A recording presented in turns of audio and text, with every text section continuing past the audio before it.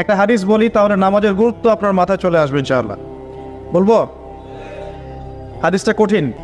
নবী সাল্লাল্লাহু আলাইহি ওয়াসাল্লাম বলেছেন, মান তারাকা সালাতাম মুতাআম্মিদান ফাকাদ কাফারা।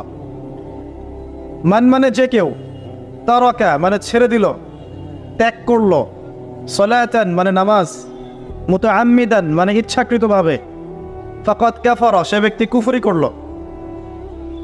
এই হাদিসটাকে আগে শুনেছেন? আলেম ওলামারা জানেন, কিন্তু আপনারা কি জানেন?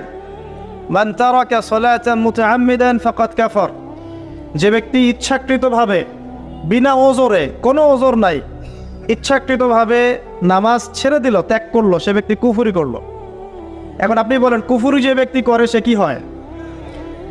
যদি আমরা ধরেও নেই সে মন থেকে নামাজ অস্বীকার করে না, অলসতা বশত পড়ে নাই, তারপরেও তো কাজটা ফাঁসে, কি তাই নাকি? আচ্ছা।